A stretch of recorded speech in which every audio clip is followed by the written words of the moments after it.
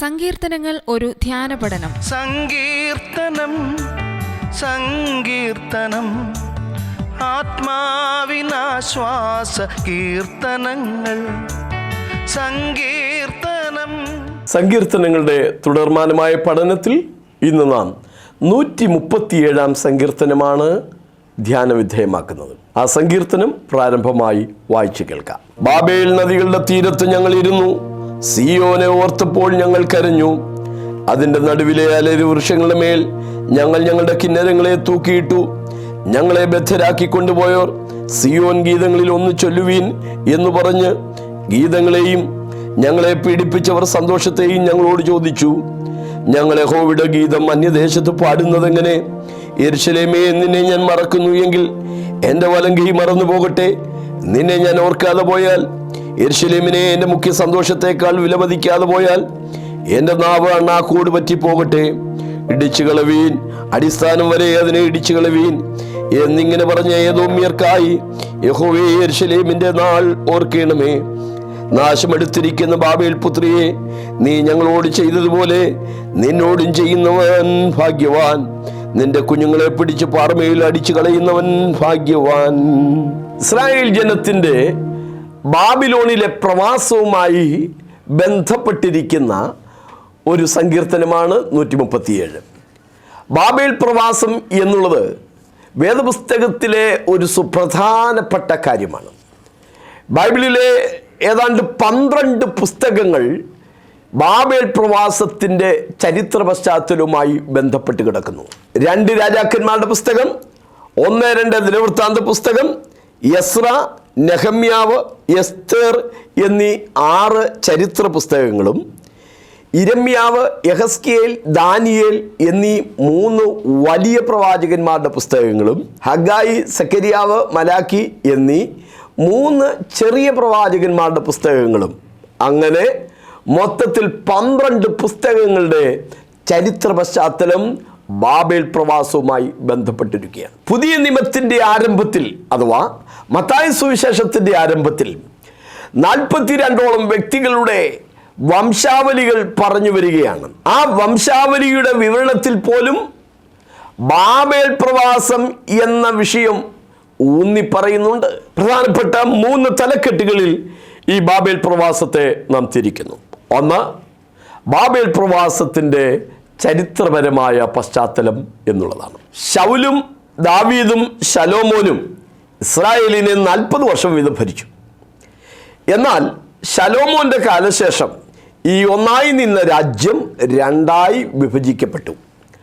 10 ഗോത്രങ്ങൾ ചേർന്ന് ഇസ്രായേൽ എന്ന പേരിൽ തന്നെ തുടർന്നു. അതിനെ വടക്കേ രാജ്യം എന്നറിയപ്പെടുന്നു. അത് ശലോമോൻ്റെ ദാസനായ യെരോബെയാമിന് ലഭിക്കുകയുണ്ടായി. ദൈവം ദാവീദിനോട് വാഗ്ദത്തം ചെയ്തപ്പോൾ, നിന്റെ സിംഹാസനത്തിൽ ഇരിപ്പാൻ ഒരു പുരുഷപ്രജ നിനക്കില്ലാതെ വരില്ല എന്ന വാക്ക് പാലിക്കാൻ വേണ്ടി കേവലം 2 ഗോത്രങ്ങൾ, യഹൂദ്യ, ബെന്യാമീൻ എന്നീ 2 ഗോത്രങ്ങൾ ചേർന്ന് യഹൂദ്യ എന്ന പേരിൽ ഒരു രാജ്യവും നിലനിന്നു. ശലോമോൻ്റെ മകനായ രഹബയാമിൻ്റെ രാജ്യം, അഥവാ തെക്കേ രാജ്യം എന്ന് അതറിയപ്പെടുന്നു. അപ്പോൾ വടക്കേ രാജ്യം ഇസ്രായേൽ, അത് ശലോമോൻ്റെ ദാസനായ യെരോബെയാമിന് കിട്ടി. തെക്കേ രാജ്യം യഹൂദ്യ, അത് ശലോമോൻ്റെ മകനായ രഹബയാമിന് കിട്ടി. ഇവ തമ്മിൽ തിരിഞ്ഞു പോകരുത്. ഈ രാജ്യങ്ങൾക്ക് പിന്നീട് എന്ത് സംഭവിച്ചു? ഇസ്രായേൽ എന്ന ആ 10 ഗോത്രങ്ങൾ ഉൾപ്പെടുന്ന വടക്കേ രാജ്യം BC 721 അശൂർ ആക്രമിച്ച് കീഴ്പ്പെടുത്തുകയും അവരെ ബന്ദികളാക്കി അസീറിയയിലേക്ക് കൊണ്ടുപോവുകയും ചെയ്തു. ആ രാജ്യത്തിൻ്റെ, അഥവാ ആ ഗോത്രങ്ങളുടെ പിൽക്കാല ചരിത്രം അവ്യക്തങ്ങളാണ്. അവരിൽ ചിലർ മടങ്ങി വന്നിട്ടുണ്ടാവാം, പക്ഷേ ബൈബിൾ അതേക്കുറിച്ച് അധിക കാര്യങ്ങൾ പറയുന്നില്ല. യഹൂദജനത്തിൻ്റെ പ്രവാസം ബാബിലോണിലായിരുന്നു. അത് BC 606 നെബൂഖദ്നേസറിൻ്റെ ആക്രമണത്തോടുകൂടെയാണ് ആരംഭിക്കുന്നത്. ജനത്തെ പ്രവാസത്തിലേക്ക് നയിച്ച പ്രധാനപ്പെട്ട 3 കാരണങ്ങളുണ്ട്. ഒന്ന്, ഹിസ്കിയ രാജാവിൻ്റെ ബുദ്ധിശൂന്യമായ പ്രവൃത്തിയാണ്. ഹിസ്കിയ രാജാവിന് രോഗം വന്നതും അദ്ദേഹത്തിന് ദൈവം സൗഖ്യം നൽകിയുമായ വേദഭാഗമൊക്കെ നമുക്കറിയാമല്ലോ. ഹിസ്കിയാവിന് സൗഖ്യം വന്നപ്പോൾ അദ്ദേഹത്തെ അനുമോദിച്ചുകൊണ്ട് ഒരു കത്ത് കൊടുക്കുവാനും സമ്മാനങ്ങൾ കൊടുക്കുവാനുമായി ബാബേൽ രാജാവായ മെരോദാഖ് ചില ആളുകളെ യെരുശലേമിലേക്ക് വിട്ടു. ഇതിൽ സംപ്രീതനായി മാറിയ ഹിസ്കിയ രാജാവ് അവരെ സൽക്കരിക്കുകയും രാജധാനി മുഴുവൻ കാണിച്ചു കൊടുക്കുകയും ഒപ്പം തൻ്റെ ഭണ്ഡാരശാലകളും കാണിക്കുകയും ചെയ്തു. താൻ അന്നുവരെ ശേഖരിച്ചു വച്ചിട്ടുള്ള ആ ധനവും ഭണ്ഡാരത്തിലെ ഇതര ശേഖരണങ്ങളും അവരെ കാണിച്ചു. അവർ മടങ്ങിപ്പോയതിനു ശേഷം യെശയ്യാവിന് ഒരു ദൈവിക നിയോഗം ലഭിച്ചു. യെശയ്യാവ് വന്നിട്ട് ഹിസ്കിയാവിനോട് ഇങ്ങനെയാണ് പറയുന്നത്. അപ്പോൾ യെശയ്യാവ് ഹിസ്കിയാവോട് പറഞ്ഞത്, സൈന്യങ്ങളുടെ യഹോവയുടെ വചനം കേട്ടുകൊള്ളുക. നിന്റെ രാജധാനിയിലുള്ളതൊക്കെയും നിന്റെ പിതാക്കന്മാർ ഇന്നുവരെ ശേഖരിച്ചു വച്ചിട്ടുള്ളതും ഓട്ടൊഴിയാതെ ബാബേലിലേക്ക് എടുത്തുകൊണ്ട് പോകുന്ന കാലം വരുന്നു. യെശയ്യാപ്രവചനം 39-ാം അധ്യായം 5 മുതൽ 7 വരെയുള്ള വാക്യങ്ങൾ. ബാബേലിലേക്ക് പോകാനുണ്ടായ ഒരു കാരണം ഈ ഹിസ്കിയാവിൻ്റെ ബുദ്ധിശൂന്യമായ പ്രവൃത്തിയാണ്. മറ്റൊരു കാരണം അവർ യഹോവയുടെ ശബത്തുകളെ ലംഘിച്ചു എന്നുള്ളതാണ്. ശബത്ത് ദിവസം മാത്രമല്ല, ശബത്ത് വർഷവും ഉണ്ടായിരുന്നു. 7-ാം വർഷം. 7-ാം വർഷം അവർ കൃഷി ചെയ്യരുതെന്നും ഭൂമി തരിശായിടണമെന്നും ദൈവം പറഞ്ഞിരുന്നു. പക്ഷേ അത്യാഗ്രഹികളായ യഹൂദന്മാർ ആ 7-ാം വർഷവും കൃഷി ചെയ്യുകയും ഭൂമി തരിശിടാതെ വിശ്രമം കൊടുക്കാതെ അവർ പ്രവർത്തിക്കുകയും ചെയ്തു. നിങ്ങളുടെ പാപങ്ങൾ നിമിത്തം നിങ്ങളെ 7 മടങ്ങ് ദൈവം ശിക്ഷിക്കും. ഞാൻ നിങ്ങളുടെ പട്ടണങ്ങളെ പാഴ്നിലവും നിങ്ങളുടെ വിശുദ്ധ മന്ദിരങ്ങളെ ശൂന്യവുമാക്കും. നിങ്ങൾ ശത്രുക്കളുടെ ദേശത്ത് ഇരിക്കുകയും ചെയ്യുന്ന നാളൊക്കെയും അത് തൻ്റെ ശബത്തുകൾ അനുഭവിക്കും. അപ്പോൾ ദേശം സ്വസ്ഥമായി കിടന്ന് തൻ്റെ ശബത്തുകൾ അനുഭവിക്കും. ലേവ്യ പുസ്തകം 26-ന്റെ 27, 31, 34 വാക്യങ്ങളിൽ ദൈവം നൽകിയിരുന്ന മുന്നറിയിപ്പുകളാണ്. ദൈവത്തിൻ്റെ ശബത്തുകളെ ലംഘിച്ചാൽ, ദൈവത്തിൻ്റെ കൽപ്പനകളെ ലംഘിച്ചാൽ ദൈവം നിങ്ങളെ ശിക്ഷിക്കുമെന്ന് യിരെമ്യാവും അവരെ പ്രബോധിപ്പിച്ചിട്ടുണ്ടായിരുന്നു. യിരെമ്യാപ്രവചനം 26-ാം അധ്യായം 6-7 വാക്യങ്ങൾ. ഇനി അതിൻ്റെ നിവർത്തി 2 ദിനവൃത്താന്തം 36-ന്റെ 21 വായിക്കുന്നു. യിരെമ്യാവ് മുഖാന്തരം ഉണ്ടായ യഹോവയുടെ വചനം നിവർത്തിയാകേണ്ടതിന് ദേശം അതിൻ്റെ ശബത്തുകളെ അനുഭവിച്ച് കഴിയുവോളം അത് ശൂന്യമായി കിടന്ന കാലമൊക്കെയും ശബത്ത് അനുഭവിച്ചു. അപ്പോൾ 70 വർഷം ദൈവം ജനത്തെ അവിടെ നിന്നും മാറ്റിയിട്ട് ആ ദേശം സ്വസ്ഥമായിട്ടു. ദേശം ശബത്ത് അനുഭവിച്ചു. പ്രവാസത്തിൻ്റെ 3-ാമത്തെ കാരണം രാജാക്കന്മാരുടെയും ജനത്തിൻ്റെയും മറ്റും കൊടിയ പാപങ്ങളായിരുന്നു. ആ ചരിത്രങ്ങൾ 2 ദിനവൃത്താന്ത പുസ്തകം 36-ാം അധ്യായത്തിൽ സവിസ്തരമായി കൊടുത്തിട്ടുണ്ട്. ചില ഭാഗങ്ങൾ മാത്രം വായിച്ചു കേൾപ്പിക്കാം. രാജാക്കന്മാരുടെ പാപങ്ങൾ ശ്രദ്ധിക്കുക. യഹോയാക്കീൻ രാജാവ് വാഴ്ച തുടങ്ങിയപ്പോൾ അവന് 25 വയസ്സായിരുന്നു. അവൻ യഹോവയ്ക്ക് അനിഷ്ടമായുള്ളത് ചെയ്തു. വാക്യം 5. അവൻ്റെ മകനായ യഹോയാക്കീൻ രാജാവായപ്പോൾ അവന് 8 വയസ്സായിരുന്നു. അവൻ യഹോവയ്ക്ക് അനിഷ്ടമായുള്ളത് ചെയ്തു. വാക്യം 9. അവൻ്റെ സഹോദരനായ സിദക്കിയാവ് വാഴ്ച തുടങ്ങിയപ്പോൾ അവന് 21 വയസ്സായിരുന്നു. അവൻ യഹോവയ്ക്ക് അനിഷ്ടമായുള്ളത് ചെയ്തു. യഹോവയെങ്കിലേക്ക് തിരിയാതെ വണ്ണം തൻ്റെ ഹൃദയം കഠിനമാക്കുകയും ചെയ്തു. വാക്യം 11, 12. പുരോഹിതന്മാരും പ്രധാനികളും പാപം ചെയ്തു. പുരോഹിതന്മാരിൽ പ്രധാനികളൊക്കെയും ജനവും ജാതികളുടെ സകല മ്ലേച്ഛതകളും പോലെ വളരെ അകൃത്യം ചെയ്തു. യെരുശലേമിൽ യഹോവ വിശുദ്ധീകരിച്ച അവൻ്റെ ആലയത്തെ അശുദ്ധമാക്കി. വാക്യം 14. കരുണ തോന്നിയ ദൈവം അവരുടെ അടുക്കലേക്ക് ദൂതറിയിക്കാൻ പ്രവാചകന്മാരെയും ദൂതന്മാരെയും അയച്ചു. പക്ഷേ ആ ജനം ഹൃദയം കഠിനമാക്കി അവരെ നിരസിക്കുകയും നിന്ദിക്കുകയും ചെയ്തതായി 16-ാം വാക്യത്തിൽ നാം വായിക്കുന്നു. നിങ്ങൾ നിങ്ങളുടെ പാപങ്ങളിൽ നിന്ന് അനുതപിച്ച് മടങ്ങി വരണമെന്നും ഇല്ലെങ്കിൽ ദൈവം നിങ്ങളെ കഠിനമായി ശിക്ഷിക്കുമെന്നും യിരെമ്യാവ് ഏകദേശം 25 വർഷത്തോളം അവരോട് ദൂത് പറഞ്ഞു. അവർ അതിനെ മുഖവിലക്കെടുത്തില്ല എന്ന് മാത്രമല്ല, യിരെമ്യാവ് ഇങ്ങനെ നമുക്ക് ധൈര്യക്ഷയം വരുത്തുകയാണെന്ന് പറഞ്ഞ് യിരെമ്യാവിനെ ഉപദ്രവിക്കുകയും അദ്ദേഹത്തെ ജയിലിലടയ്ക്കുകയും ചെയ്തു. ഇങ്ങനെ അവർ ചെയ്ത ബഹുമുഖങ്ങളായ പാപങ്ങളുടെ പരിണിത ഫലമായി നെബൂഖദ്നേസർ രാജാവിനെ ദൈവം അനുവദിച്ചു.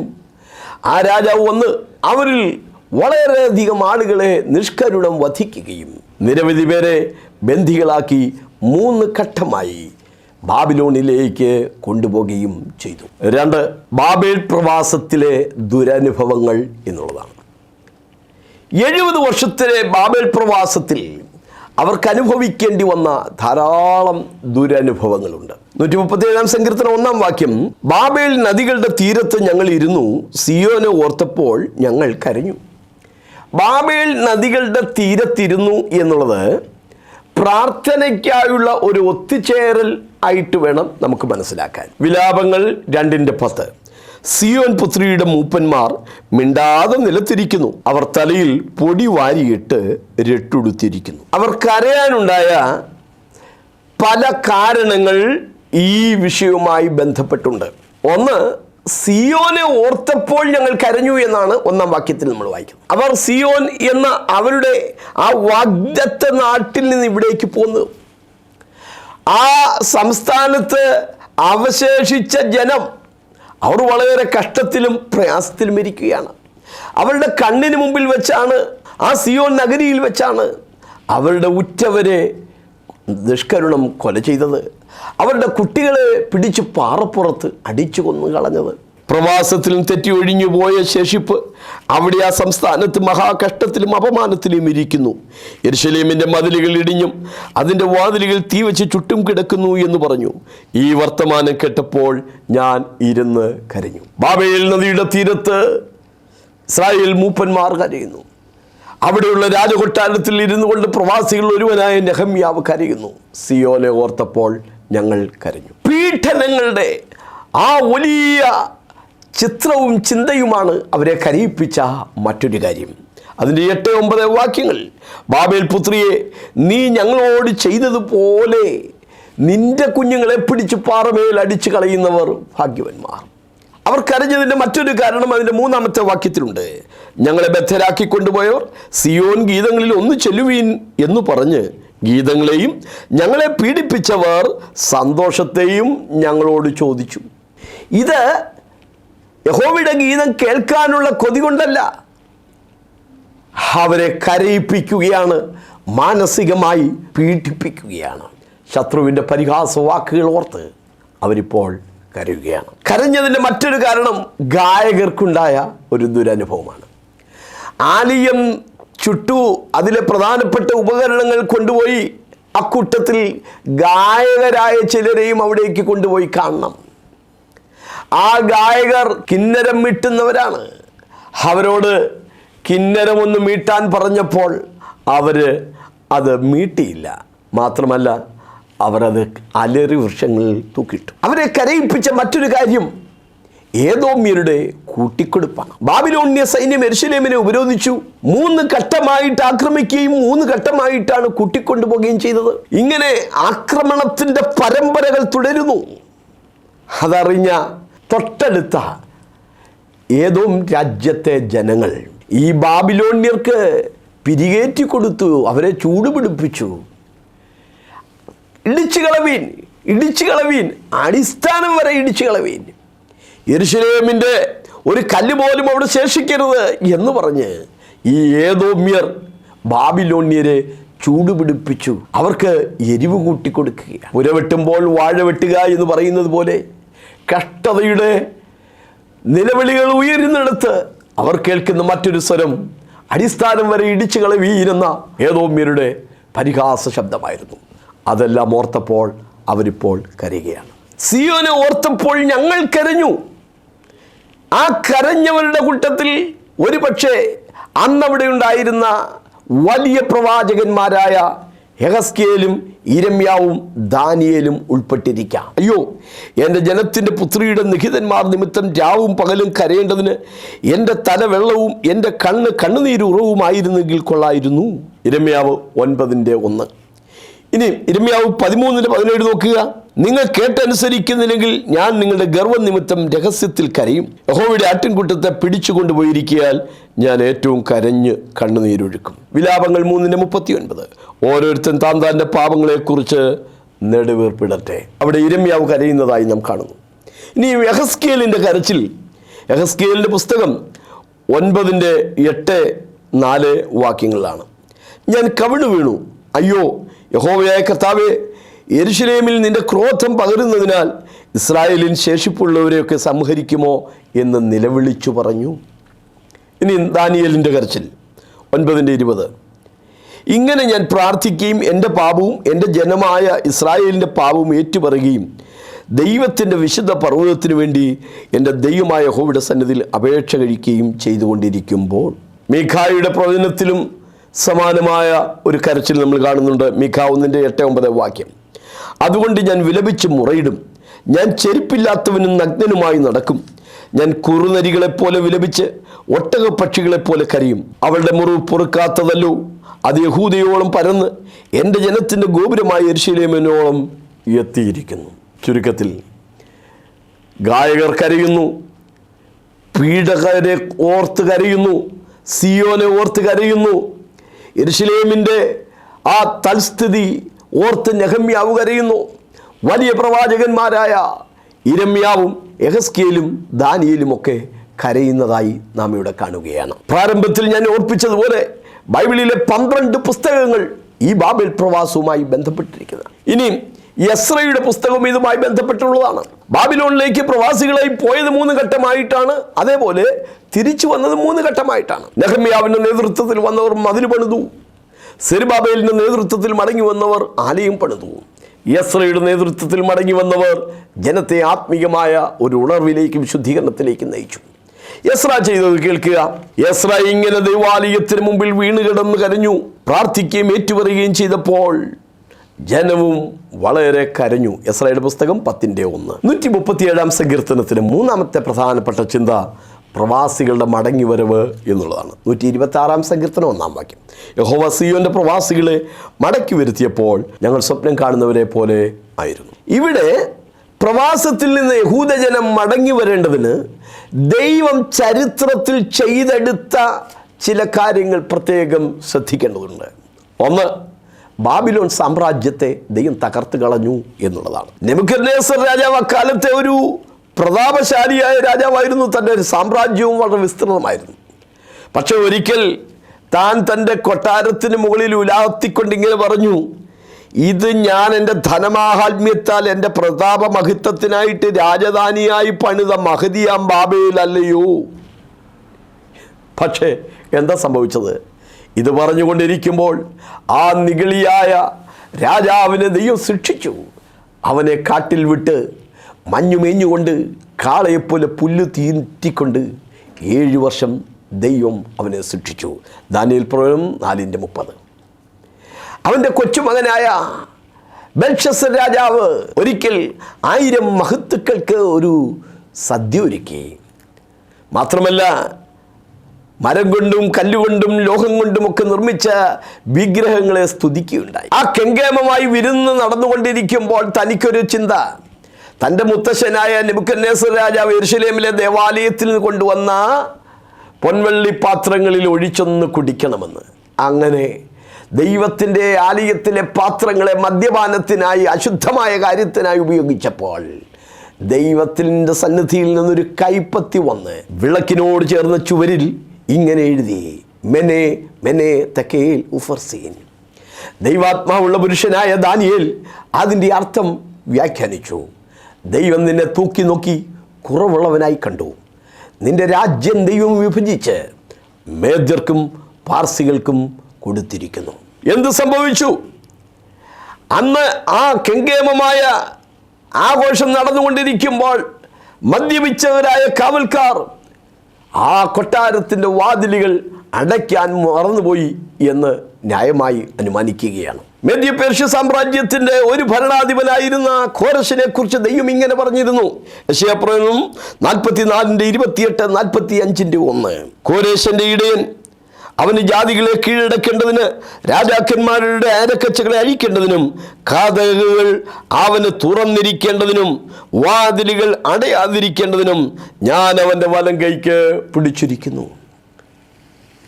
ആ അടയാത്ത വാതിലുകളിലൂടെ, യൂഫ്രട്ടീസ് നദിയുടെ കൈത്തോടുകളിലൂടെ മേദ്യ സൈന്യം കൊട്ടാരത്തിലേക്ക് ഇരച്ചു കയറുകയും ബെൽഷസ്സർ രാജാവിനെ കൊല്ലുകയും മേദ്യ പേർഷ്യ സാമ്രാജ്യം സ്ഥാപിക്കുകയും ചെയ്തു.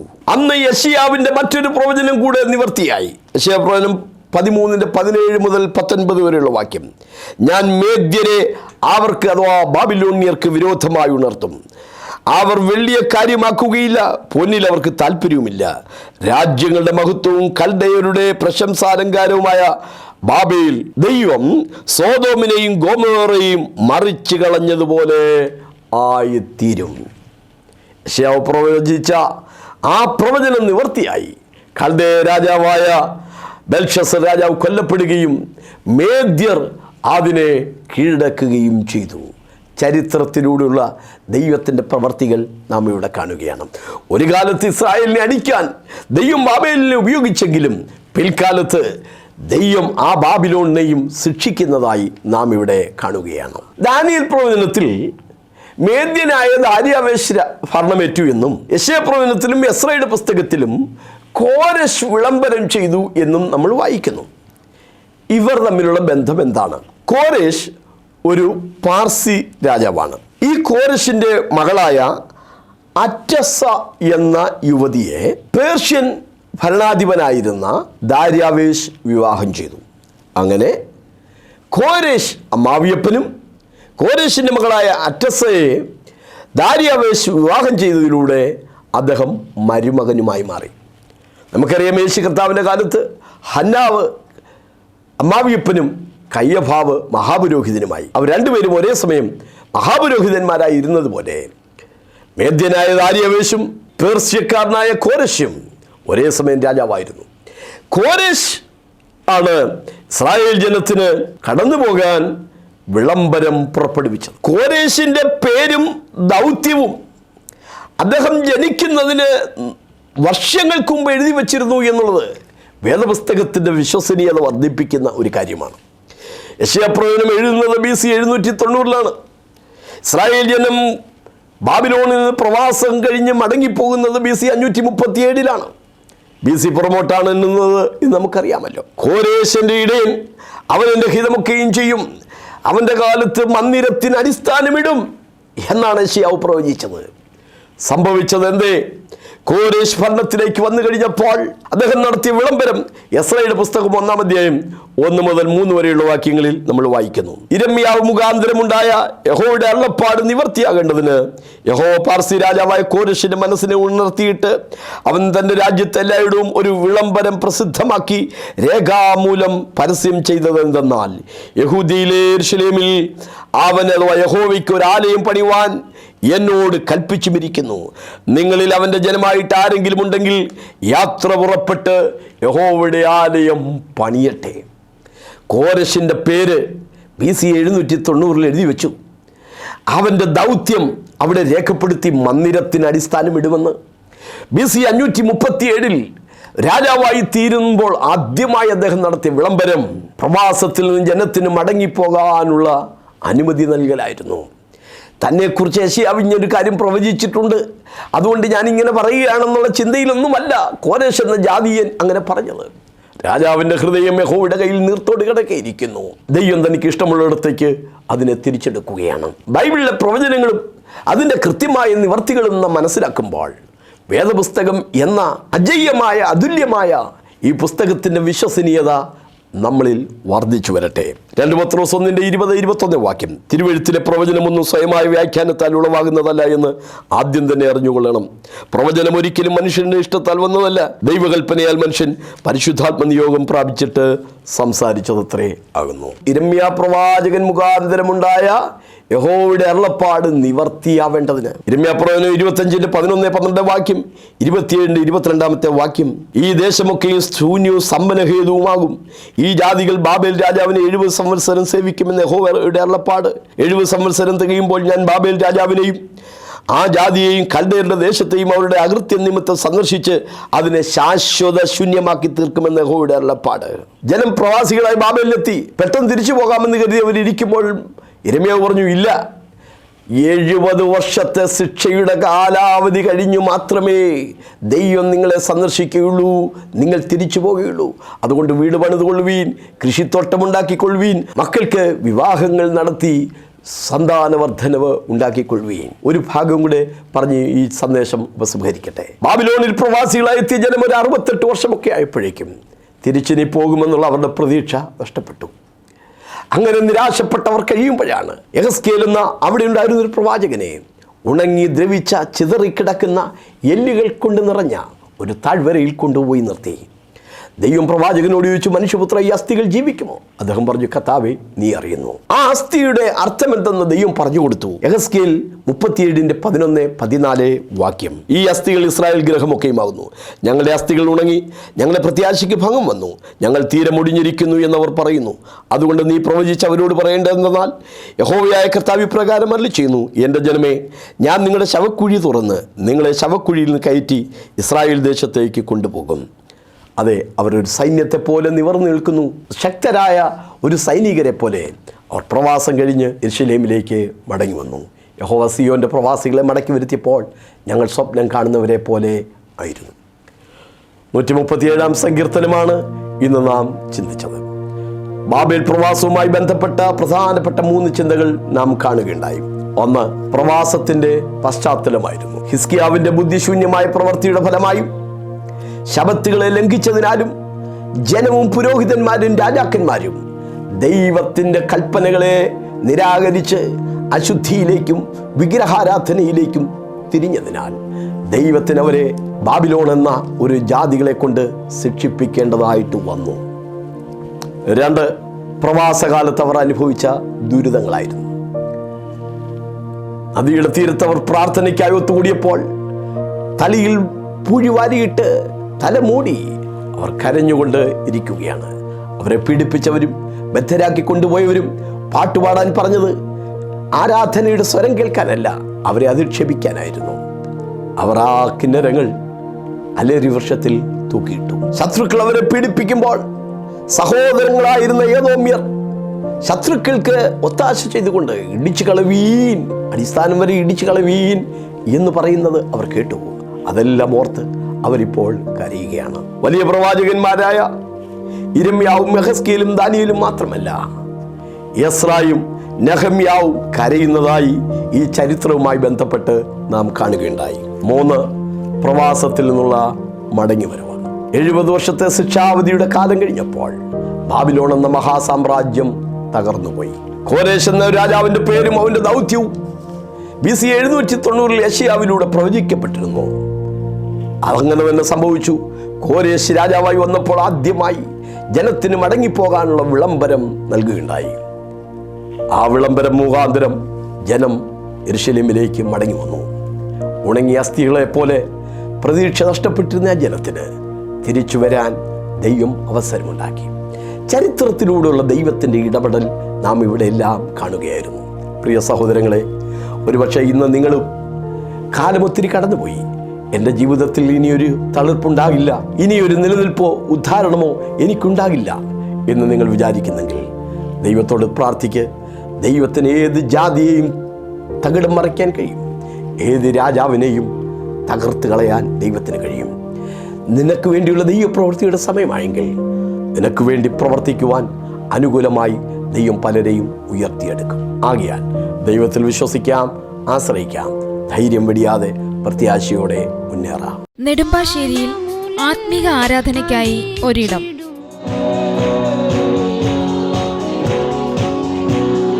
പാസ്റ്റർ ബാബു ജോർജ് പത്തനാപുരം എഴുതിയ പുസ്തകങ്ങൾ ലഭ്യമാണ്. ശബ്ദം പിൻപിൽ കെട്ടിടും